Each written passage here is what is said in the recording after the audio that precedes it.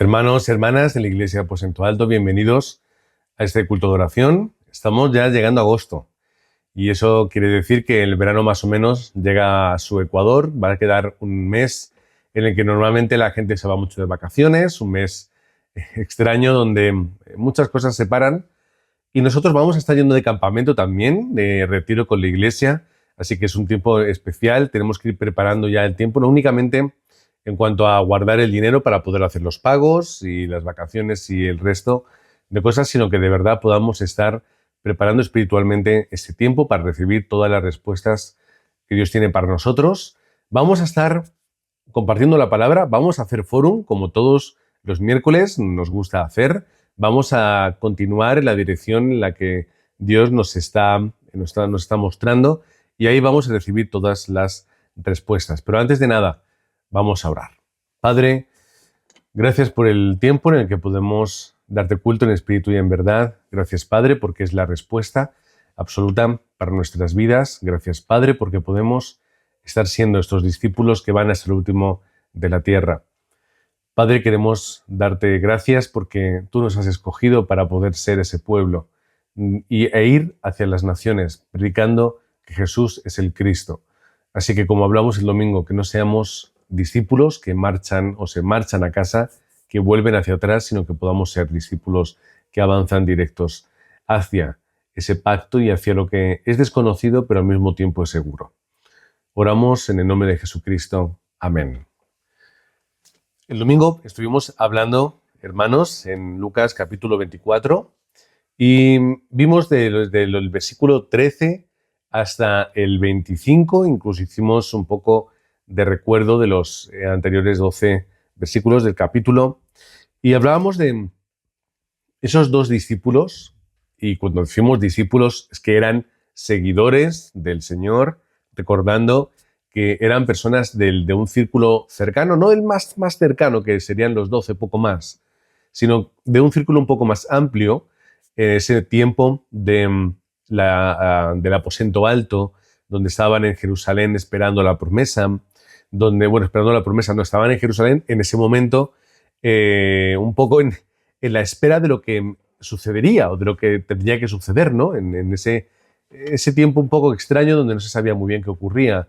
El caso es que era una persona que conocía a Jesús, conocía a los discípulos, conocía a la familia, era una persona que estaba dentro de aquel grupo de creyentes que permanecían, pero ante las circunstancias ellos tomaron la decisión de volver a casa, de volver a su hogar, a Emaús, que es un lugar en el que ahora mismo no se sabe muy bien dónde podría estar. Hay algunas ideas, pero bueno, no se sabía muy bien.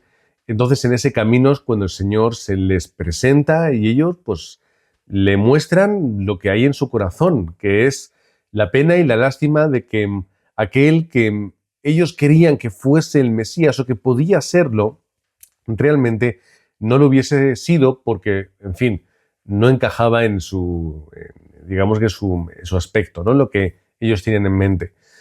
No les podemos tampoco crucificar en ese sentido, porque ver a tu Señor morir crucificado en una cruz parece bastante definitivo y parece que eso ya termina con el ministerio del Maestro, pero la realidad era que el Señor no estaba muerto, que estaba vivo. Y ante el testimonio de las mujeres y de los dos apóstoles que fueron a ver la tumba vacía y volvieron y lo contaron, ellos aún así tomaron la determinación de volver atrás porque parecía que no había esperanza, que no era suficiente lo que ellos habían escuchado como para permanecer, aunque sea por curiosidad, un poco más de tiempo. Querían volver a su hogar, querían volver a su casa, y en ese camino es cuando el Señor se les presenta. No era algo nuevo, el Señor lo hizo con muchísima gente, con cientos de personas, donde durante esos días se les presentaba y les hablaba, y de una forma seguramente similar a como ocurría aquí. Por lo tanto, el Señor se presenta a esos dos discípulos y se preocupa, ¿no? Por curiosidad. ¿Qué os pasa? ¿De qué habláis?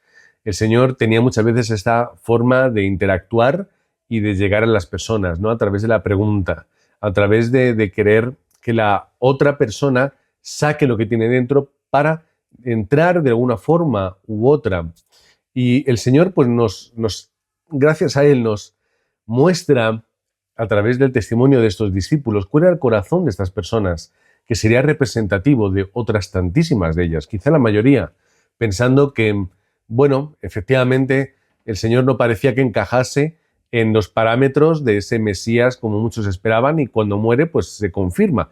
Este no era el Mesías, solamente, bueno, era una persona muy relevante, ¿no? Muy única, muy especial, pero no era el Cristo. Y veremos el domingo que viene el momento en el que el Señor habla sobre sí mismo. ¿Y qué es lo que dice? Sobre hacia dónde marcha para poder transmitir esa realidad. ¿Qué cosas también en concreto está remarcando? Todo eso lo vamos a ver el domingo que viene y algún domingo más. Algún otro, vamos a estar viendo eso, así que vamos a quedarnos con este capítulo durante un tiempo. Y mientras que se arma ese puzzle, que eso ocurrirá más adelante, nosotros nos quedamos en esta primera pieza, en la pieza del corazón de personas que a veces se desilusionan porque las circunstancias o lo que ven y ocurre no van conforme ellos esperaban.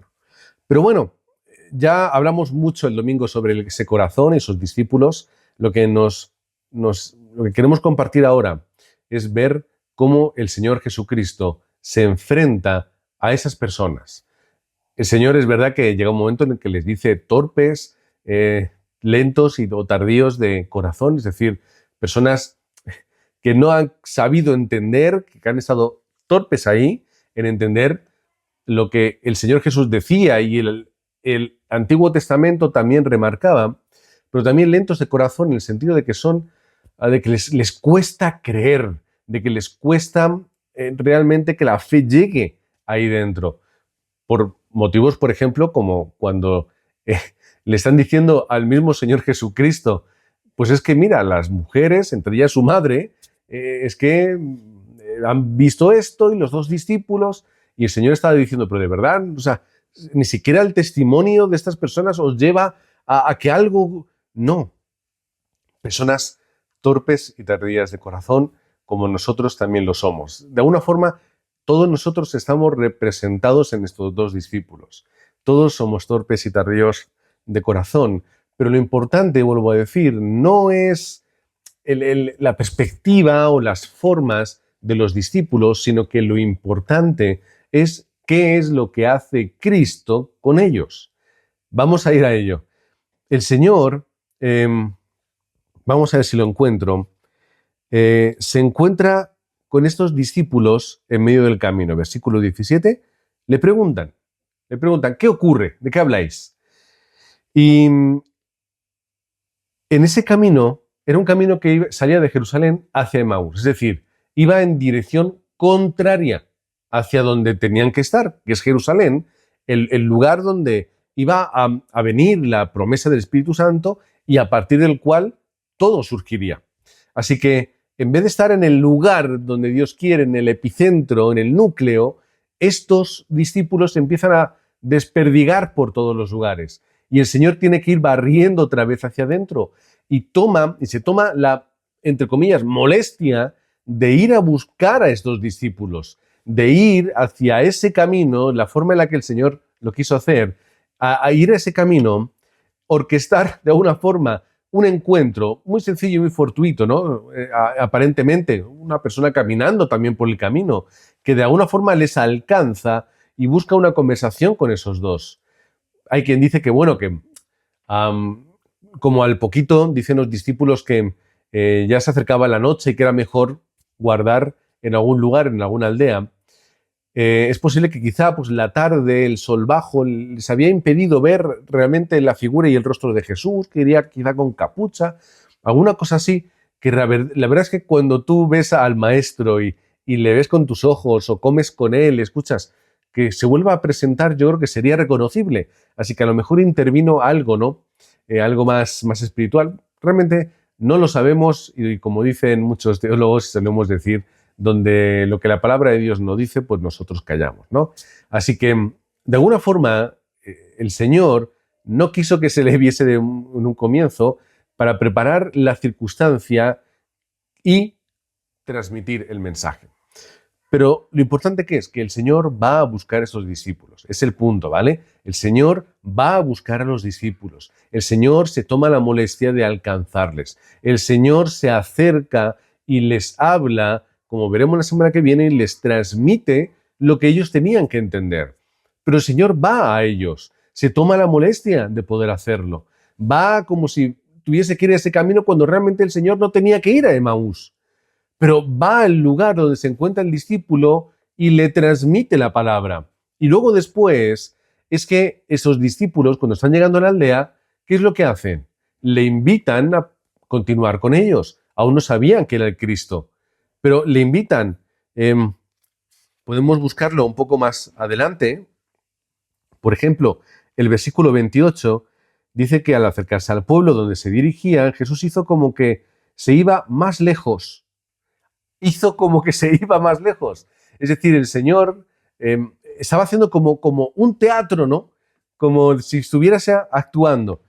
Y como que se iba a ir más lejos, pero ellos le insistieron, quédate con nosotros, que ya es casi de noche. Quédate con nosotros. El Señor, ¿qué es lo que hizo? Esperar a que los demás le invitasen. ¿Sabía que le iban a invitar? ¿No lo sabía? Supongo que sí. Así que, ¿qué es lo que él esperaba? Esperaba que la persona abriese su corazón y le invitase a continuar con ellos. Y después, cuando eso ocurre, toma el pan, lo parte y la siguiente historia, que no voy a volver a repetirlo más, la semana que viene lo podéis leer tranquilamente vosotros en casa, en el resto del relato. Pero el Señor, ¿qué hace? Espera a que le llamen, se dispone y las personas son las que dicen, ven con nosotros. Así que el Señor dispone las circunstancias, el Señor dispone el momento, tiene preparado el mensaje, pero aquí vemos que hay ese trabajo donde también el discípulo tiene la responsabilidad de decir al Señor, ven, que quiero que me hables. No queremos tampoco llegar a alegorizar mucho el texto con lo que nosotros podemos entender hoy, pero sí que podemos comprender el carácter de Dios. El carácter de Dios es el de no abandonar al discípulo, no dejarlo en sus errores, sino el de ofrecerle la opción de volver al lugar de la respuesta. El carácter de Dios no es allá tú atenta a las consecuencias.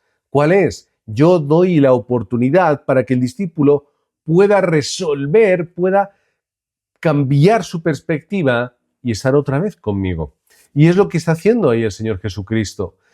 Vamos a dar un salto y nos vamos a ir a Hechos capítulo 18. En los primeros versículos hablamos de cómo Pablo se encuentra con Aquila y con Priscila. Se une a ellos predicando el Evangelio, pero también haciendo tiendas. Cuando llegan los discípulos que van cercanos a Pablo, Silas y Timoteo, le llevan las ofrendas de las iglesias de Asia y él entonces puede concentrarse en predicar el Evangelio, que es a lo que él iba, a predicar el Evangelio. Así que comienza a predicar y dice el relato que está ahí en las sinagogas y bueno, parece que todo bien hasta que de pronto se le echan de la sinagoga. Y él dice que hasta se quita, se sacude el polvo de la ropa, allá vosotros, yo me dirijo a los gentiles. Y va predicando el Evangelio, la gente tiene respuesta, quiere escuchar más. Pero ahí están los problemas. Los judíos no le quieren, los judíos le echan, los judíos a saber qué le dirían, cómo le dirían y qué es lo que pensarían hacer con él. Así que la hostilidad, la amenaza y el problema estaba alrededor de Pablo. Pero ahora Pablo se tiene que enfrentar a otras circunstancias. Así que el Señor le envía un mensaje concreto muy importante. Lo encontramos en Hechos 18, versículo 9, lo tengo aquí en la pantalla. No temas, sigue hablando y no calles. Le dice el Señor a Pablo, no tengas miedo, continúa hablando. Es decir, hay un plan que hay que cumplir y el Señor lo explica de esta forma. Yo tengo mucha gente en esta ciudad, la parte final del versículo 10. Yo tengo mucha gente en esta ciudad. El Señor quiere transmitir la palabra a la gente. El Señor quiere que el mensaje del Evangelio llegue a todos a los que Él tiene en mente y en corazón. Pero para que eso ocurra, Dios cuenta con los obreros y con los discípulos. Así que Dios le dice a Pablo, como yo tengo un plan y un propósito y yo quiero que se cumpla, voy a disponer y voy a proveer de todo lo necesario para que eso suceda. ¿Por qué? Lo dice el texto. Porque yo estoy contigo y nadie te atacará para hacerte daño. Es decir, yo he cambiado un poco el orden del texto, pero el orden de los factores no determina el producto. ¿Cuál es el producto? ¿Cuál es el resultado? ¿De qué sacamos de aquí? Que el Dios Todopoderoso y Soberano tiene un plan y lo va a cumplir. Y el medio para cumplir ese plan está en que los discípulos vayan al campo a predicar el Evangelio, que el apóstol Pablo continúe en aquel lugar para seguir transmitiendo el mensaje. ¿Por qué le dice esto el Señor al apóstol Pablo? Porque después se iban a levantar contra él, iban a intentar juzgarle ante el procurador o el gobernador, no sé cuál es la palabra, el procónsul, que es el gobernador, y ese procónsul romano dice, mirad, esto son cosas de vuestras, a mí dejadme en paz, no tiene nada que ver con esto, solucionadlo vosotros. No lo consiguieron, no consiguieron el poder del procónsul, ya tenían más dificultades. ¿Y qué ocurrió? Que Pablo, ante las circunstancias, se queda allí, creo que era 1 año y medio. Se queda 1 año y medio en aquel lugar. De hecho, mira, ya que tengo aquí el texto abierto, lo voy a leer.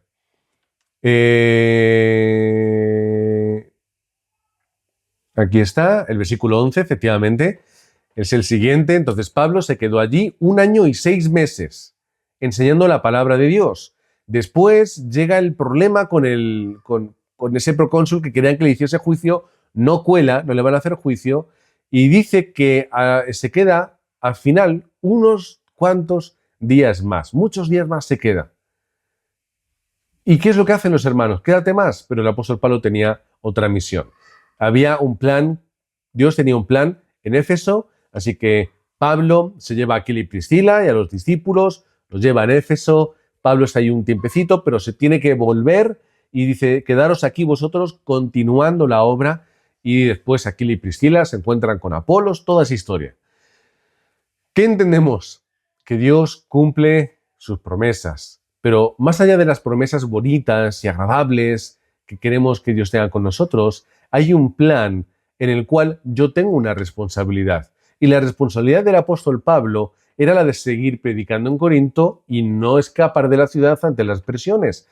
El plan de Dios estaba en que los discípulos que se habían levantado, que no se fuesen por su torpeza y su tardío corazón, sino que pudiesen experimentar lo que el Señor tenía para ellos. Así que Él les da una oportunidad, les da un mensaje, vuelve a Jerusalén, vete, porque hay una respuesta enorme. El Señor ha resucitado, no hay nada que temer, todo se está cumpliendo, es real lo que estáis experimentando. No discutáis conforme vuestros pensamientos, perspectivas, sino que abrid vuestro corazón a lo que Dios quiere deciros y a lo que Dios tiene preparado. Y al igual que esos discípulos lo entendían de esta manera y de esta forma, nosotros también tenemos que entender el mensaje de la palabra de Dios, el cual nos está diciendo, no os despistéis, no os vayáis por los lugares, no os perdáis en el mundo y en la vida cotidiana y en las obligaciones, sino volved a estar concentrados en vuestra vida espiritual, en el tiempo de predicar el Evangelio, en ser una familia que sea por y para Jesucristo. Así que no es que tengamos que volver a ningún sitio. El problema es que nosotros nos desperdigamos por ahí.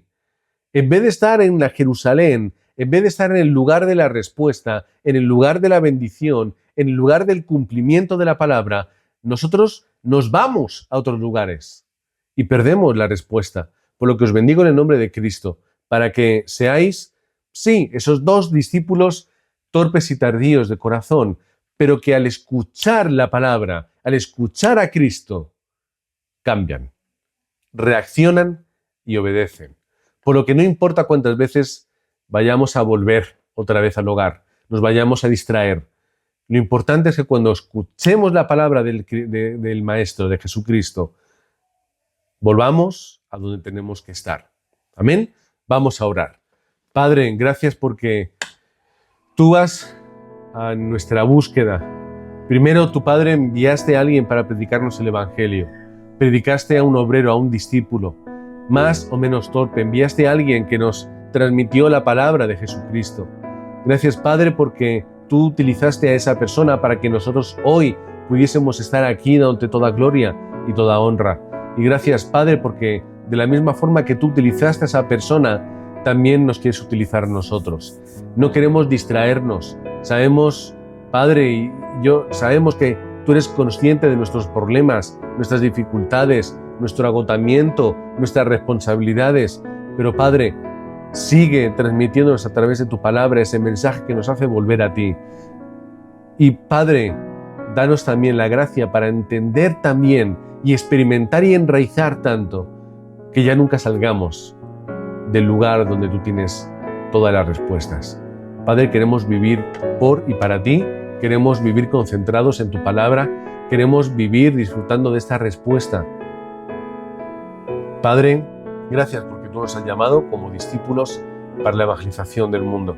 Oramos para que la Iglesia Aposento Alto sea una iglesia que levante discípulos del evangelismo, que levantemos remanentes para cambiar la cultura y la sociedad, que podamos alcanzar a las élites que están transformando y están conquistando, Padre, la oscuridad que hay en la cultura. Padre, gracias porque nada se escapa a tu poder. Y ese poder a ti te ha placido entregárnoslo a través del Espíritu Santo. Por lo que te decimos también, Padre, que seamos una iglesia llena del Espíritu, seamos una iglesia fuerte, una iglesia unida, una iglesia sabia, una iglesia enfocada en lo que de verdad es relevante, que podamos vivir, entender, disfrutar y, Padre, ser esos hijos que están 24 horas contigo. Padre, queremos también en este momento y en este lugar pedirte también por los enfermos y por las personas que están pasando por dificultades espirituales, emocionales, físicas. Oramos también de una forma especial esta semana por Marijose, por sus problemas de salud, su caída. Oramos por las pruebas de nuestra hermana Ángele y por las fuerzas que tú la estás dando. Oramos, Padre, también por nuestra hermana Dana, también por sus circunstancias y por esos médicos. Padre, que aunque a veces no quieran molestar, no quieran incordiar, no quieran alertar, pero nosotros queremos orar por nuestra familia en Cristo que está enferma. Oramos por todos aquellos que están pasando por momentos difíciles, por depresión, por miedo, inseguridad, por temor, que están sufriendo por las circunstancias que nos rodean en este mundo oscuro y caído. Oramos también para que tú les des a estas personas paz. Oramos en especial por Mari Carmen y su estado de salud, por esa enfermedad y esa lucha en la cual ella está firme y también confiando en que tú estás a su lado. Padre, oramos por la paz y la tranquilidad en su hogar y con su familia. Oramos, Padre, por las personas que ahora mismo pues no pueden asistir al culto porque no tienen fuerza, porque no tienen determinación, porque los problemas y lo que hay alrededor pues las aplastan, pero también, Padre, queremos orar por ellas, porque aún en la distancia estamos unidos a través de Cristo. Padre, queremos también agradecerte por los remanentes de la Iglesia, porque son el futuro no solamente de nuestra congregación, sino que son el futuro del mundo. Que nos des la gracia para poder preparar más y mejor en la escuela de remanentes, para que nuestra nueva etapa a partir de septiembre sea una etapa en la que ellos van a conocer no el Nuevo Testamento, sino que ellos van a conocer a Cristo. Ellos van a profundizar en el mensaje del Evangelio y en cómo el Espíritu Santo fue guiando las circunstancias para que llegase este mensaje hasta el último de la tierra.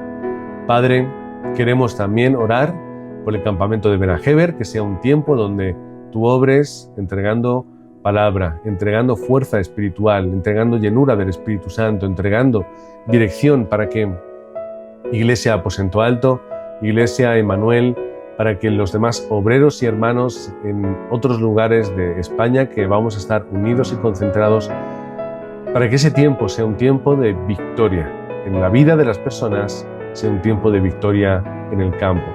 Oramos, Padre, en el nombre del Señor Jesucristo, para que podamos también conquistar nuestros campos, los lugares donde nos encontramos, como estuvimos hablando el domingo en la Escuela de Evangelio.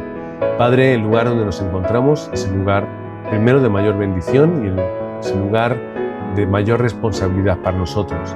Que podamos entender y comprender y responder a esa responsabilidad con un sí, con la seguridad de aquellos que entienden y confían en la soberanía absoluta que proviene de ti. Padre, oramos para que, aun siendo obreros y discípulos torpes y tardíos de corazón, que sigamos siendo discípulos. Porque, Padre, por muy torpes que seamos, tú en tu palabra nos sigues llamando discípulos. Y el discípulo es el que continúa, es el que persiste, es el que permanece, Padre, el que es aquel que por mucha destrucción y por mucho problema que pueda haber, se queda y permanece, es el remanente. Padre, si queremos ser esos remanentes que permanecemos en tu palabra y permanecemos en tu corazón. Oramos en el nombre del Señor Jesucristo. Amén.